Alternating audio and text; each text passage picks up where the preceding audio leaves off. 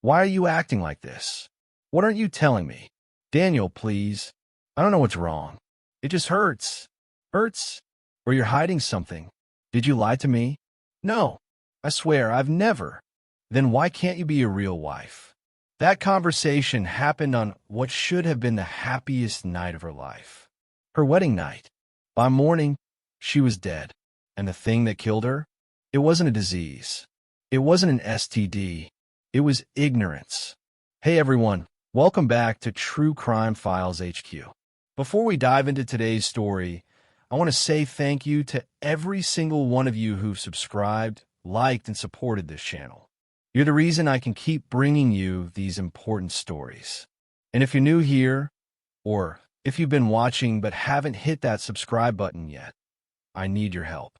I'm trying to reach 500 subscribers before December 31st, and every single subscription gets me closer to that goal. So if today's story impacts you, please hit that subscribe button, drop a like, and share this video. It means the world. Now, let's get into it. Weddings are supposed to be safe. That's what we're told, isn't it? The white dress, the vows, the promises made in front of everyone you love. It's supposed to be the day where everything finally makes sense, where all the waiting, all the planning, all the believing in the right way finally pays off. For 26-year-old Jennifer Hayes, standing in a bridal suite in Columbus, Ohio, that's exactly what she thought her wedding day was. Proof that she had done everything right. She stood in front of a full-length mirror, her hands smoothing down the lace of her gown while her bridesmaids fluttered around her, adjusting her veil, touching up makeup, laughing about how perfect everything looked. Jennifer smiled, but inside her chest felt tight. She had always been like this, composed on the outside, quietly anxious on the inside. Growing up in a deeply conservative home in suburban Ohio, Jennifer learned early that certain things weren't talked about, especially not that. Sex. Her parents never said the word. Her church youth group preached purity but never explained what came after. School health class covered reproduction in the most clinical, detached way possible. Diagrams of anatomy, STD warnings, abstinence lectures. But no one ever talked about what if it hurts? No one ever said, some women experience pain, and that's a medical condition, not a moral failing. No one ever taught her the word vaginismus. And so, for years, Jennifer carried a secret she didn't even have language for. Even the thought of physical intimacy triggered panic in her body. A tightness, a fear she couldn't explain. She assumed it was normal anxiety. She assumed every woman felt this way before marriage. She assumed that once she had a husband, once it was allowed, once it was right, her body would just cooperate. That's what she'd been taught after all. Do it the right way, and everything works out. So she never asked questions. She never saw a doctor. She never said the words, I think something might be wrong, because asking felt like admitting failure. And Jennifer Hayes did not fail. Downstairs in the church reception hall, her fiancé, 29-year-old Daniel Brooks, stood surrounded by groomsmen, laughing, shaking hands, accepting congratulations. Daniel was the kind of man people called a good guy. He worked in finance. He volunteered at church. He opened doors, paid for dinners, never raised his voice in public. He had waited for marriage. He believed in doing things the right way. And to him, today was the completion of a contract. He had been patient. He had followed the rules. And now, finally, he would receive what he had earned. That's how he thought about it. Not as a mutual experience, but as a reward. He didn't know that Jennifer was terrified. He didn't know her body had been sending her warning signals for years. He didn't know that she had no idea what was wrong with her. And he certainly didn't know that by tomorrow morning, his ignorance and hers would turn their wedding night into a tragedy. Music swells slightly, then fades. Narrator, here's the thing about vaginismus. It's not rare. Studies suggest it affects anywhere from 5% to 17% of women at some point in their lives. That's millions of women. And yet, so many of them suffer in silence because they don't even know it has a name. Vaginismus is an involuntary contraction of the pelvic floor muscles that makes penetration painful, or sometimes impossible. It's not about being frigid. It's not about not loving your partner. It's not a punishment from God. It's a medical condition, and it's treatable. Physical therapy, counseling, gradual desensitization exercises, support from a partner who actually gives a damn. But here's the problem. You can't treat something you don't know exists. And Jennifer didn't know. The reception was beautiful. Candlelight, a 3-tier cake, a first dance to a song Jennifer's mother had picked out. Everyone told her she looked radiant. She felt numb, not because she didn't love Daniel. She did. Or, at least, she loved the version of him she had built in her head. The patient man, the godly man, the man who would understand when she finally explained that something was wrong. But she hadn't explained yet, because she didn't know how. How do you tell someone you've promised forever to that you're terrified of the one thing he's been waiting for? How do you admit that your body feels like a betrayal? By the time they left the reception and drove to the hotel, a boutique in just outside the city, Jennifer's hands were shaking. Daniel noticed. "You okay?" he asked, one hand on the wheel, the other reaching for hers. "Yeah," she lied. "Just overwhelmed. Happy overwhelmed." He smiled, squeezed her hand. "Tonight's going to be perfect," he said. And Jennifer nodded. Because what else could she do? The hotel room was exactly what you'd expect. Rose petals scattered across the bed. Champagne chilling in a silver bucket. Soft lighting that was supposed to feel romantic, but just made Jennifer feel exposed. Daniel closed the door behind them, locked it, smiled. "Finally," he said. "Just us." Jennifer forced a smile. Her heart was pounding so hard she thought he might hear it. He stepped closer, kissed her. She kissed him back, trying to her body to relax. Tried to remind herself that this was normal. This was what married people did. This was fine. But when his hands moved lower, when the moment she'd been dreading finally arrived, her body locked. Not emotionally, not mentally, physically. Her pelvic muscles clenched involuntarily, like a steel trap snapping shut. The pain was immediate, sharp, overwhelming. She gasped. "Pull back. Wait, I—" Daniel froze. Confusion flashed across his face. "What's wrong?" "I don't know." Jennifer stammered, tears already forming. It hurts. I don't know why, but it hurts." "Hurts," Daniel repeated, his tone shifting. Not softer, sharper. "What do you mean it hurts?" "I don't know," Jennifer said, her voice breaking. "I'm sorry, Can we stop? Just for a second." But Daniel didn't move to comfort her. He stepped back, stared at her, and in that moment, something changed in his eyes. Not concern, suspicion. And that's where everything started to unravel. Because Daniel didn't think medical condition. He didn't think, "Let's see a doctor." He didn't think, "How can I help you?" He thought, "What is she hiding?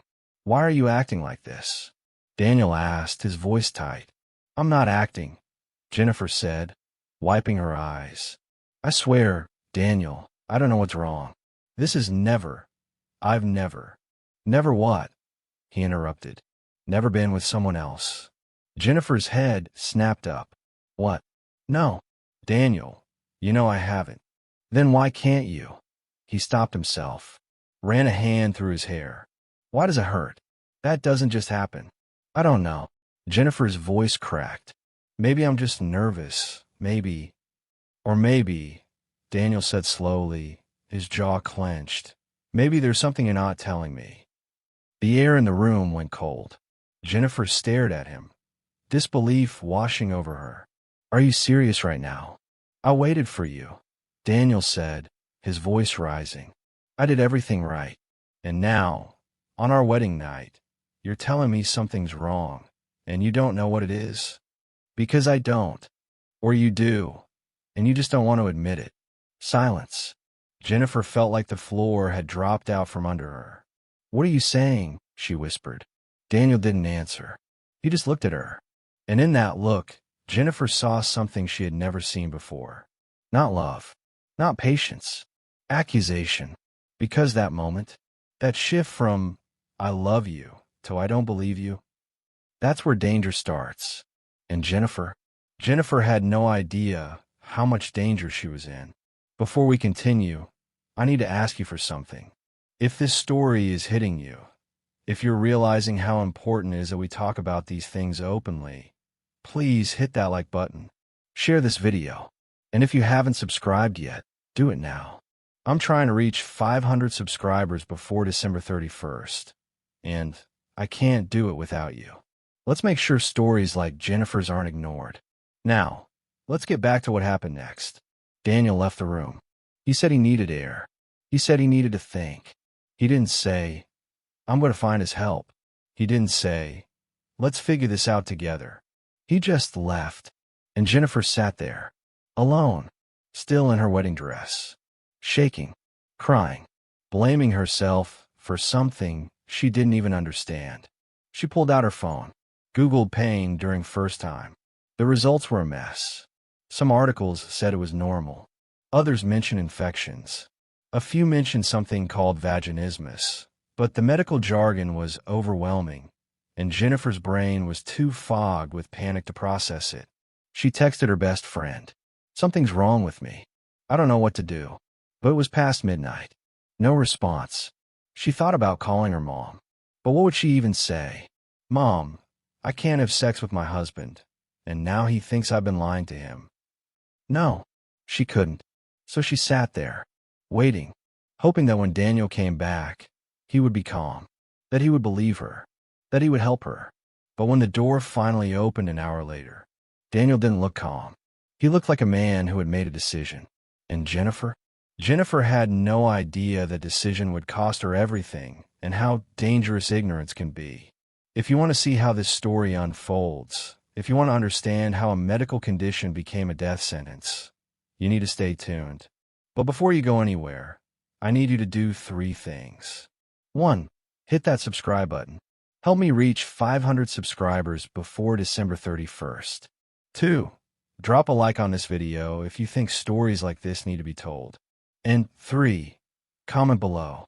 Tell me, have you ever heard of vaginismus before today? Be honest, because the more we talk about this, the more lives we can save. When Daniel walked back into that hotel room, Jennifer felt a flicker of hope. Maybe he'd calmed down. Maybe he'd thought things through. Maybe he would finally listen. But the moment she saw his face, that hope died. His jaw was tight. His eyes were cold. He didn't look at her the way a husband looks at his wife. He looked at her the way you look at someone who's betrayed you. Daniel. Jennifer started, standing up from the edge of the bed. Can we talk about this? Please. Talk about what? Daniel said flatly. About how on our wedding night, you suddenly can't go through with it? It's not that I can't. Then what is it, Jennifer? His voice was rising now, because from where I'm standing, it looks like you've been lying to me. Lying about what? Jennifer's voice cracked. I've never lied to you. I don't know what's wrong. I've never done this before, Daniel. You know that. Do I? Daniel shot back.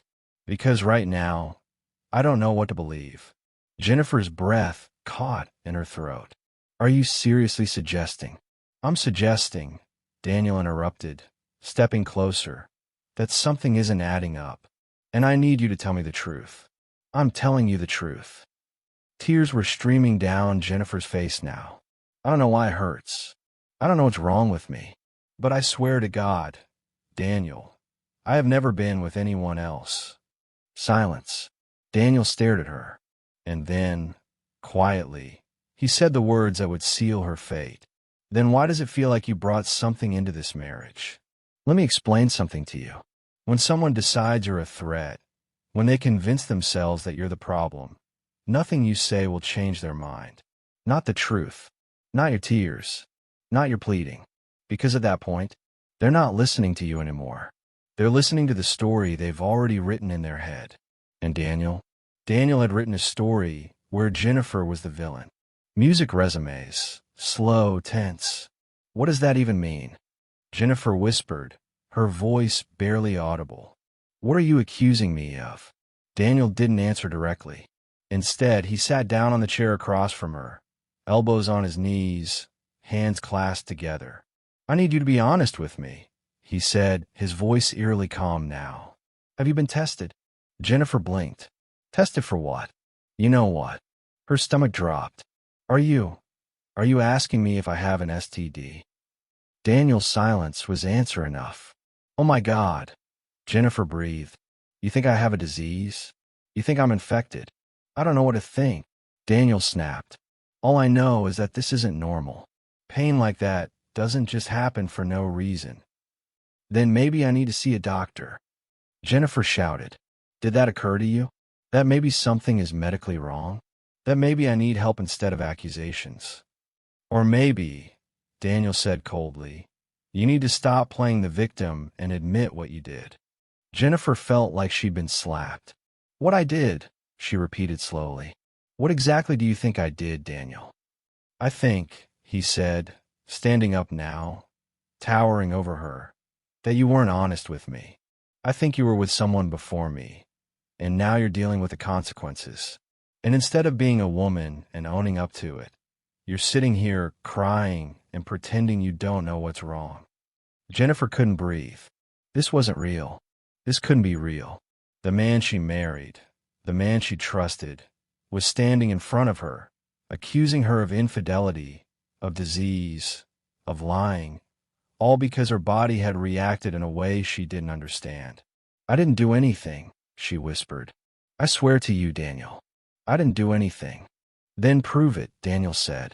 Ow! Jennifer's voice broke. How do I prove something that isn't true? Daniel just stared at her. And in that moment, Jennifer realized something horrifying. There was no right answer. No matter what she said, he wouldn't believe her. He had already decided. Here's what makes this so tragic. Everything Jennifer was experiencing, the pain, the involuntary muscle contractions, the fear, it was vaginismus, a condition that affects millions of women, a condition that has nothing to do with infidelity, a condition that has nothing to do with STDs, a condition that is completely treatable with the right medical care and support. But Jennifer didn't know that. And Daniel didn't want to know that, because understanding would have required him to admit that maybe, just maybe, this wasn't about him. That maybe his wife was suffering. That maybe she needed compassion instead of interrogation.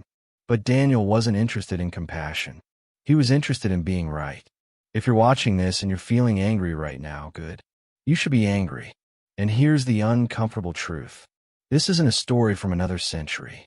Women today are still taught to silence their discomfort, still told not to overreact, still expected to explain pain gently so it doesn't offend anyone.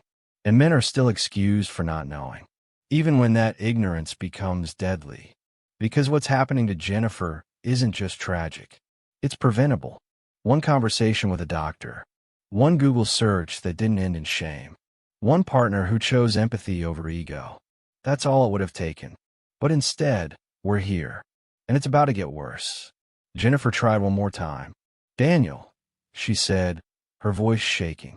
Please, I'm begging you. Let's go to a hospital. Right now. I'll get tested for everything. I'll see a doctor. I'll do whatever it takes to prove to you that I'm telling the truth. Please. For a moment, Daniel seemed to consider it. For a moment, Jennifer thought maybe, he would say yes. But then he shook his head. It's the middle of the night, he said. We're not going anywhere. Then we'll go first thing in the morning, Jennifer said quickly. As soon as the sun comes up. I promise. Daniel looked at her. And then, in a voice so quiet it sent chills down her spine, he said, You really think I'm going to believe anything you say right now? Jennifer's blood ran cold. What are you saying? I'm saying, Daniel said slowly, that you've already lied to me once. How do I know you won't lie to a doctor too? I didn't lie. You lie by not telling me. Daniel's voice exploded. You stood in front of our families, in front of God, and you promised me everything. And now, on the one night that actually mattered, you pull this. You think I'm just supposed to accept that? I didn't pull anything. Jennifer screamed. My body is hurting, Daniel. I'm in pain. Why can't you see that? Because pain doesn't come from nowhere. Daniel roared back. And I'm done pretending like you're innocent. Silence. Heavy. Suffocating. Jennifer stared at him, tears streaming down her face. And for the first time, she felt something she had never felt with Daniel before. Fear. Not the nervous, wedding night jitters kind of fear. Real fear. The kind that makes your body go still. The kind that makes you realize you're not safe. Daniel, she whispered, you're scaring me. He didn't respond. He just turned around, walked toward the door, and locked it. That's the moment. That's the moment Jennifer realized she wasn't leaving that room. Not until Daniel decided she could leave. And here's the thing about that moment. It didn't happen because Jennifer did something wrong. It didn't happen because she lied.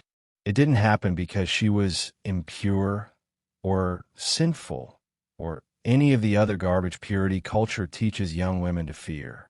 It happened because Daniel chose control over compassion.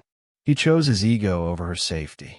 He chose to be the judge, jury, and executioner of a situation he didn't understand.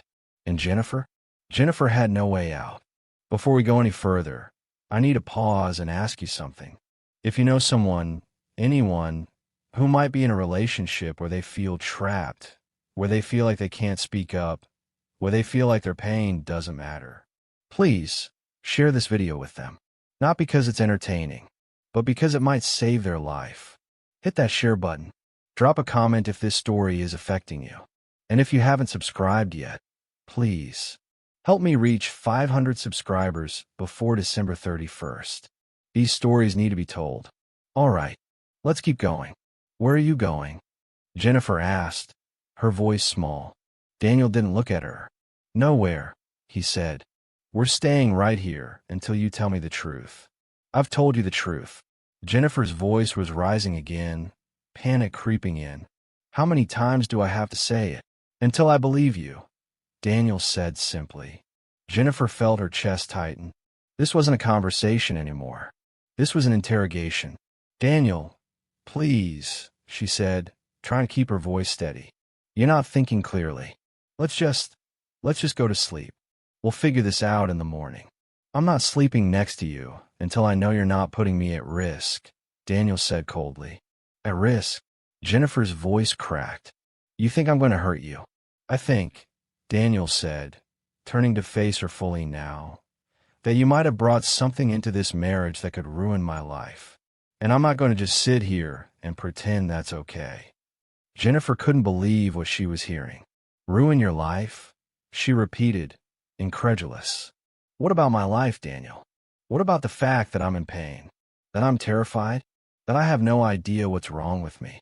Then maybe, Daniel said, his voice dropping to a dangerous calm. You should have figured that out before you married me.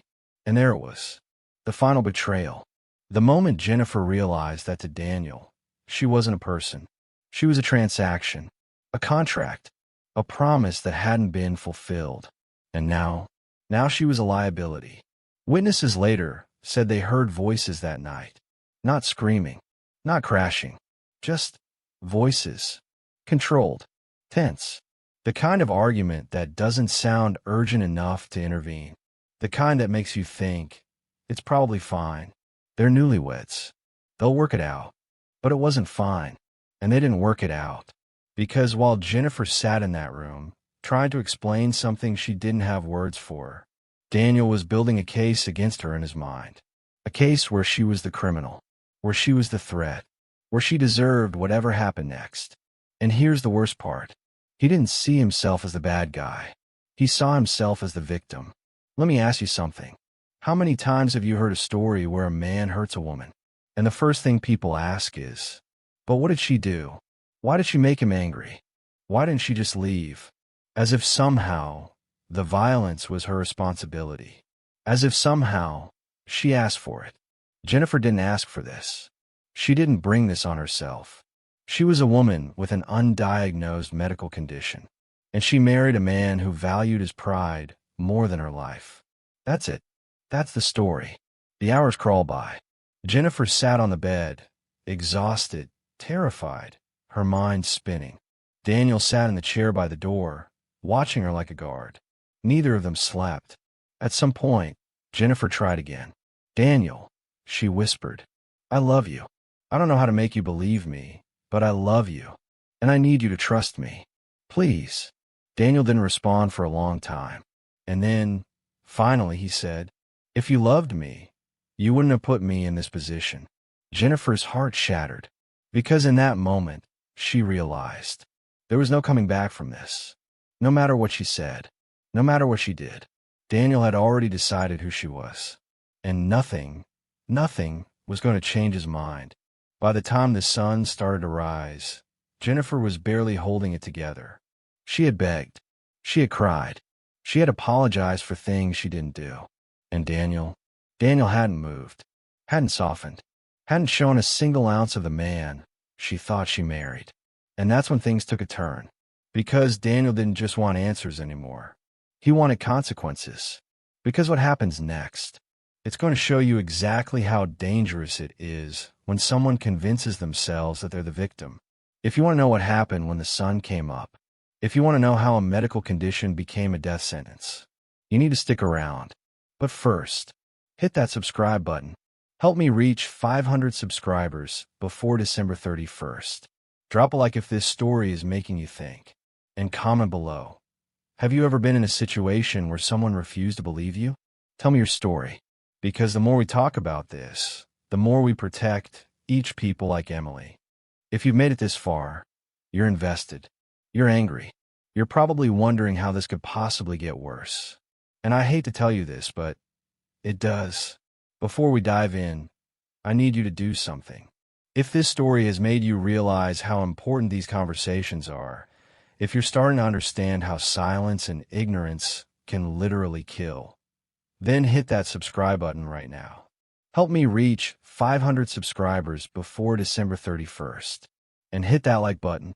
Let YouTube know that stories like Jennifer's matter. All right, let's get back to that hotel room. Because the sun is coming up, and Daniel has made a decision. Dawn broke through the hotel curtains in soft, golden rays. The kind of morning light that's supposed to feel hopeful. New beginnings. Fresh starts. But in that room, there was nothing hopeful about it. Jennifer had finally stopped crying somewhere around 4 a.m. Not because she felt better. Not because Daniel had apologized. But because she had simply run out of tears. She sat on the edge of the bed, still in her wedding dress, now wrinkled and stained with mascara, staring at nothing. Daniel hadn't slept either. He had spent the entire night in that chair by the door, watching her, thinking, building. And by the time the sun came up, he had constructed an entire narrative in his mind. A narrative where he wasn't the bad guy, where she was. Here's what you need to understand about people like Daniel. They don't see themselves as abusers. They see themselves as victims of someone else's deception. In Daniel's mind, he had done everything right. He had waited. He had been faithful. He had followed every rule society and religion had laid out for him.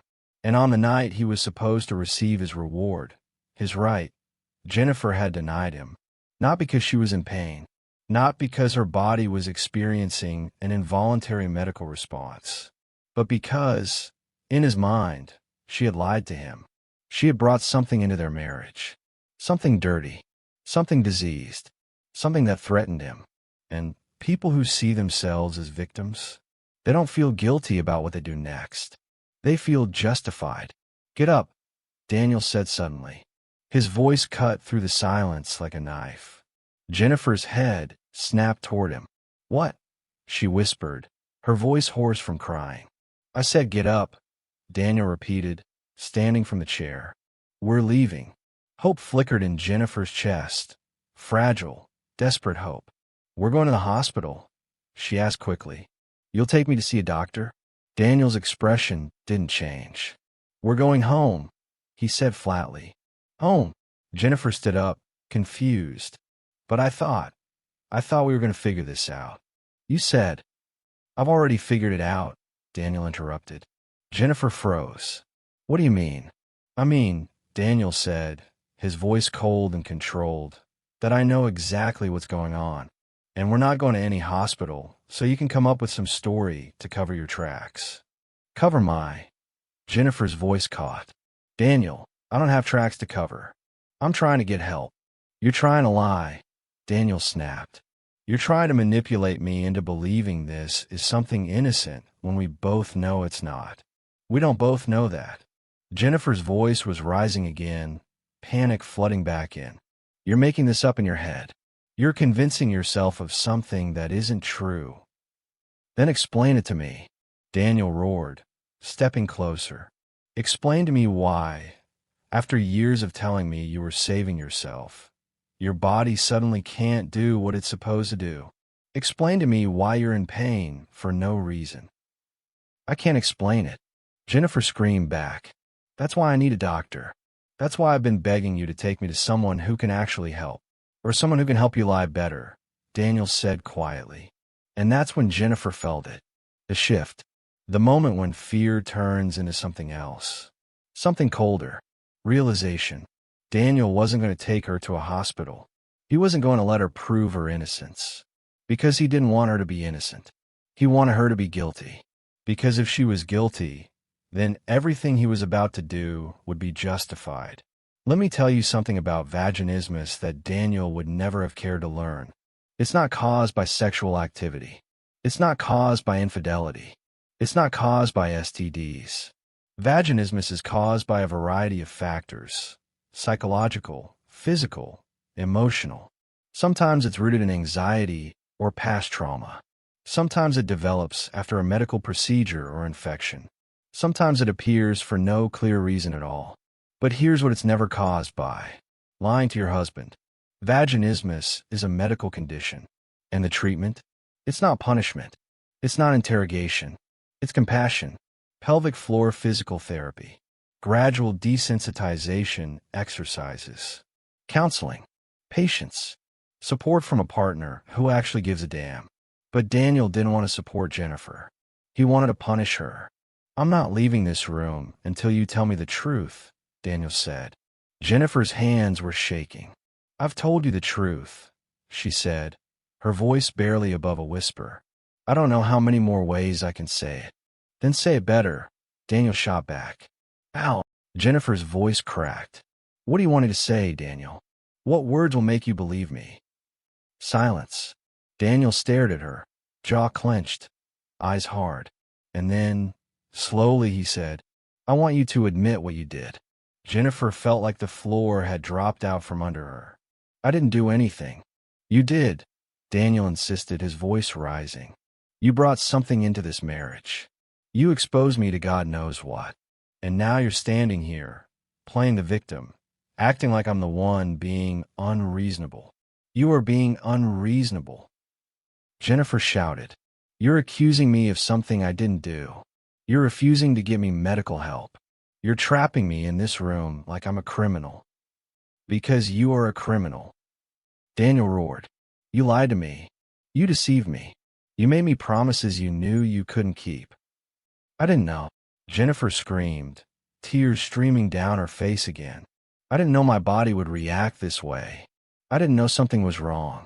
I thought once we were married, everything would be fine. That's what I was taught. Then you were taught wrong, Daniel said coldly. And in that moment, Jennifer saw it clearly. This wasn't about truth. This wasn't about understanding. This was about power. Daniel's power. His right to decide what was real. His right to determine her guilt. His right to punish her for failing to meet his expectations. And there was nothing she could say or do to change that. Here's what makes this so gut-wrenching. Jennifer wasn't wrong.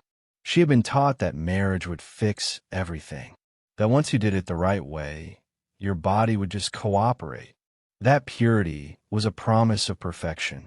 But purity culture doesn't teach you what to do when your body doesn't work the way you expect it to.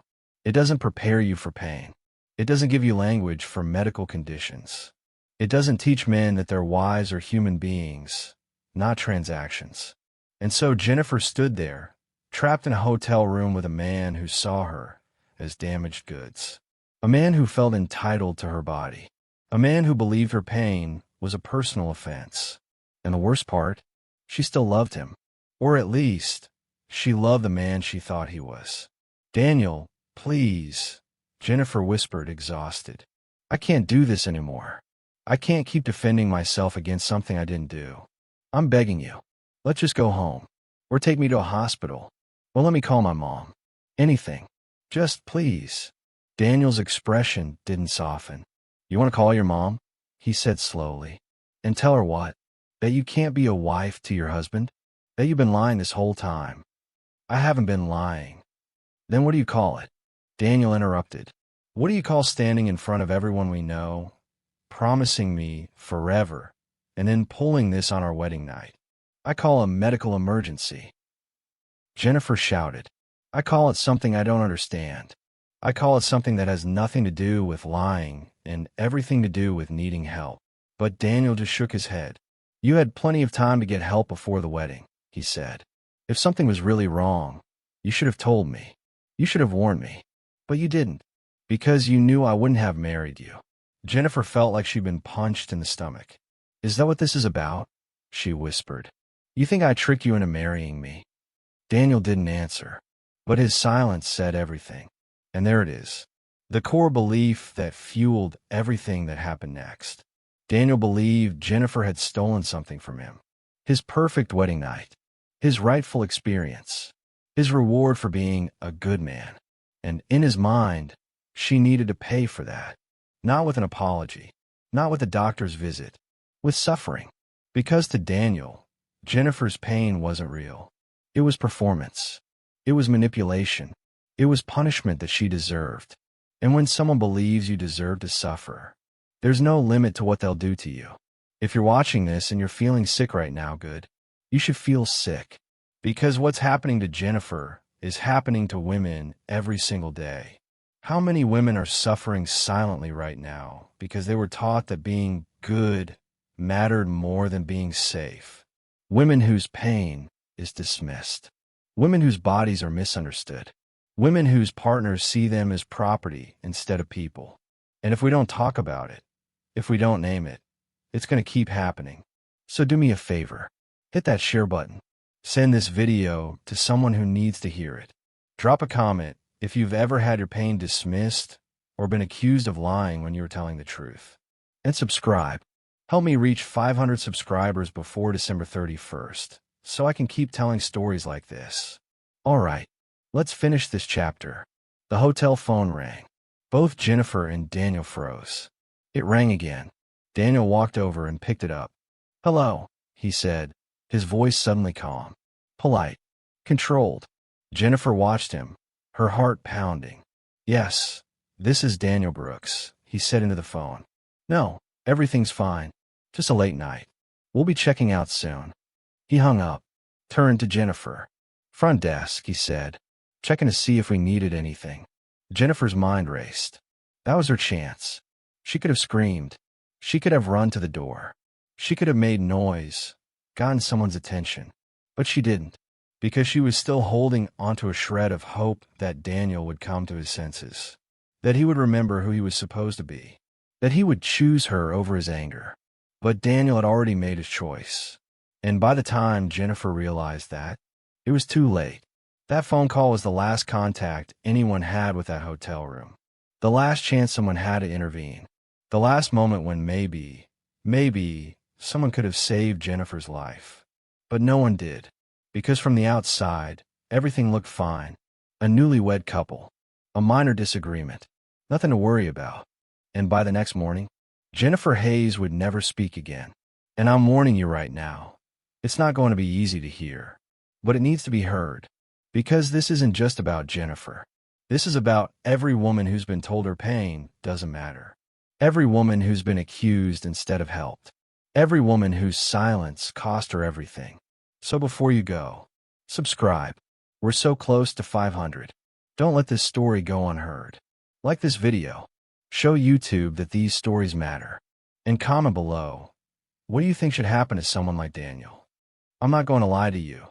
This is the hardest part of Jennifer's story to tell, because this is where we see exactly how dangerous ignorance can be. This is where we see what happens when a medical condition meets toxic masculinity. This is where we see how a wedding night became a crime scene. Before we begin, I need you to do 3 things. 1. If you haven't subscribed yet, do it now. We're this close to 500 subscribers before December 31st, and every single one of you matters. 2. Hit that like button. Not because this story is entertaining, but because it's important.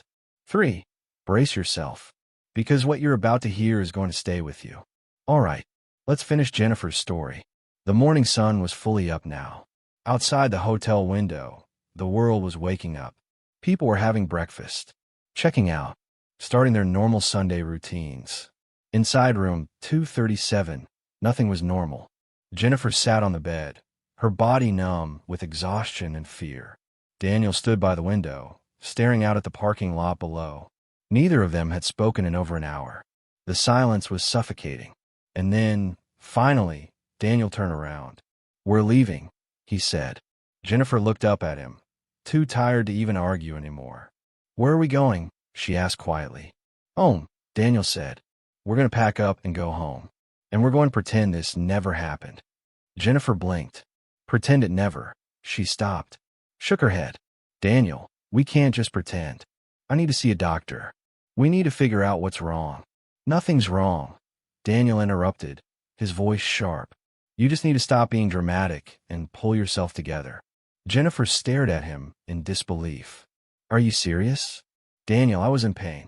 Real, physical pain. That doesn't just go away because you're embarrassed." "I'm embarrassed." Daniel's voice rose. "You're the one who ruined our wedding night. You're the one who couldn't do the one thing you were supposed to do." "I didn't ruin anything." Jennifer shot back, finding her voice again. "My body had a reaction I couldn't control. That's not the same as ruining something on purpose." "Then what was it?" Daniel demanded. "Huh? If it wasn't deliberate, if it wasn't because you've been lying to me, then what was it, Jennifer?" "I don't know," Jennifer screamed, standing up now. "I don't know, Daniel. And I won't know until I see a doctor." "Why is that so hard for you to understand?" "Because doctors cost money." Daniel shouted back. "Because if you go to a doctor and they find something, if they find proof that you've been with someone else, then I look like an idiot. Then I'm the guy who married a liar." And there it was. The truth. Daniel wasn't concerned about Jennifer's health. He wasn't concerned about her pain. He was concerned about his reputation, his image, his pride. Let me stop here for a second and tell you something important. Abusers don't always look like monsters. They don't always scream and throw things and make threats. Sometimes they look like Daniel. Calm, controlled, reasonable on the surface. The kind of person who can convince themselves and everyone around them that they're the victim, that they're the one being wronged, that they're justified in whatever they do next. And that's what makes them so dangerous. Because by the time you realize what's happening, it's too late. "So that's what this is about," Jennifer said slowly, her voice shaking. "You're more worried about what people will think than whether I'm okay." "I'm worried about both," Daniel snapped. "But forgive me for not wanting to be humiliated in front of my entire family, because my wife couldn't handle being a wife. Handle being, Jennifer couldn't even finish the sentence. "Do you hear yourself right now? Do you hear how insane you sound?" "I sound insane." Daniel's laugh was cold, bitter. "You're the one who's acting like being touched by your husband is some kind of assault." It felt like assault. Jennifer shouted before she could stop herself. The words hung in the air. Heavy. Dangerous. Daniel went very, very still. "What did you just say?" he asked quietly. Jennifer's heart was pounding so hard she thought it might burst out her chest. "I didn't mean," she started. "No," Daniel interrupted, his voice deadly calm now. "You said it. So explain it. Explain to me how your husband, touching you on your wedding night, felt like assault." "I was in pain, Daniel." Jennifer's voice cracked. "When someone touches you and it hurts, when your body is screaming at you to stop and no one's listening, what else would you call it? I call it marriage, Daniel said coldly. I call it fulfilling a promise you made. I call it being a wife. Jennifer felt like she was going to be sick. That's not what marriage is supposed to be, she whispered. Then what is it supposed to be? Daniel shot back. Enlighten me, Jennifer, since apparently I got all wrong. It's supposed to be partnership, Jennifer said, tears streaming down her face now. It's supposed to be mutual. It's supposed to be safe. And right now, Daniel, I don't feel safe with you. Silence. Long. Heavy. And then Daniel smiled. But it wasn't a kind smile. It was the smile of someone who had just been given permission to do what they wanted to do all along. You don't feel safe, he repeated slowly. With me. Your husband. No, Jennifer whispered. I don't. Well, Daniel said, taking a step toward her. That's unfortunate. What happened next happened fast. Too fast for Jennifer to react. Too fast for her to scream. Too fast for anyone outside that room to hear. Daniel didn't hit her. Not at first. Instead, he grabbed her, pulled her close, and in a voice so quiet it was almost a whisper, he said, You want to know what assault really feels like? Jennifer tried to pull away, but his grip was too strong. Daniel, stop. You made me wait years, he hissed. You promised me everything, and now you're telling me I don't get to have what's mine. I'm not yours. Jennifer screamed, fighting against him now. I'm not your property. But Daniel wasn't listening, because in his mind, she was his property, his wife, his possession, his right. And what happened next? What happened in that hotel room was the direct result of a man who believed his desires mattered more than his wife's humanity. I'm not going to describe the violence in detail, not because I'm trying to protect you, but because Jennifer deserves more than to have her final moments reduced to shock value. What you need to know is this. Jennifer fought. She screamed. She begged. And no one came. Because hotels have thick walls. Because people assume newlyweds are just having a passionate argument. Because we, as a society, have been conditioned to mind our own business.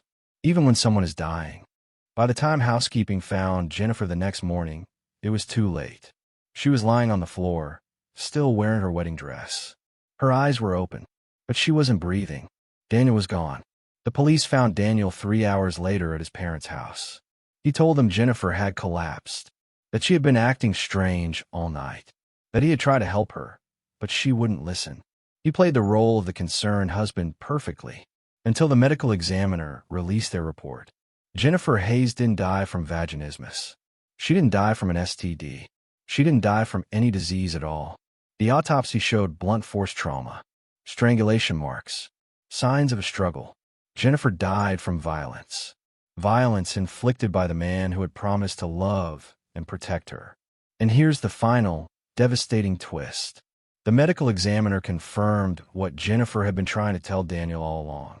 She had vaginismus, a completely treatable condition that affects millions of women.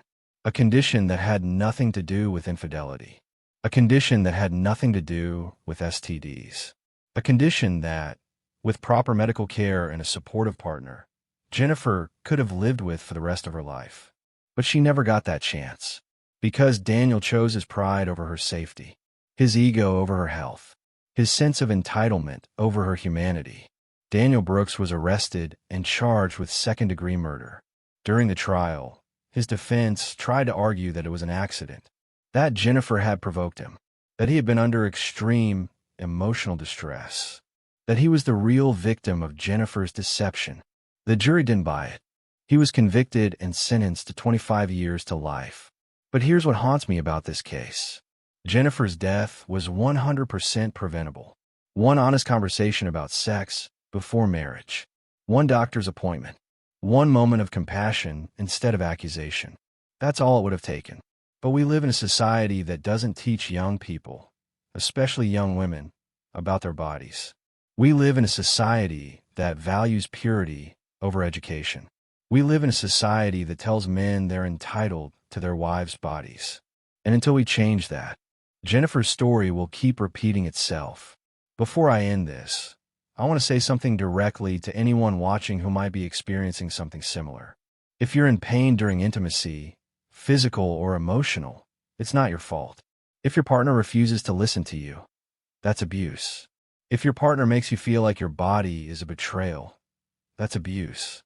If your partner prioritizes their desires over your safety, that's abuse. You deserve better. You deserve compassion. You deserve a partner who sees you as a human being, not a transaction. And if you're in danger right now, please reach out. Call the National Domestic Violence Hotline, 1-800-799-7233. Text STAR to 88788. Tell someone you trust. Your life is worth more than someone else's pride. Jennifer was taught to shrink. Daniel was taught to be certain. He wasn't interested in understanding. He wasn't interested in compassion. He was interested in being right. And when being right matters more than being kind, curiosity disappears, and danger takes its place. So here's my question to you. If vaginismus were talked about openly, if sex education actually educated instead of just preaching abstinence, if we taught young men that women are partners, not prizes, would Jennifer still be alive? I think she would be. And that's why I'm telling this story. Not to shock you, not to entertain you, but to educate you. Because the next Jennifer might be someone you know, someone you love, someone sitting in silence right now, thinking their pain is their fault. And if sharing this video, if having this conversation saves even one life, then it's worth it. All right, we've reached the end, and I need you to do 3 final things. 1, if this story impacted you, subscribe. Help me hit 500 subscribers before December 31st. These stories need to be told. 2, share this video. Send it to someone who needs to hear it. Post it on your social media. Let's get this conversation started. And 3, comment below. Tell me, have you ever heard of vaginismus before today? Do you think our society does enough to educate young people about their bodies? What do you think we can do to prevent tragedies like Jennifer's? I read every single comment, and your voices matter. Thank you for watching True Crime Files HQ. Thank you for caring enough to make it to the end. And thank you for helping me build a community that values truth, education, and compassion. I'll see you in the next video. Take care of yourselves, and take care of each other. If you or someone you know is experiencing pain during intimacy, please consult a healthcare provider. Vaginismus is treatable. I'm your host, Christian, and as always, until next time.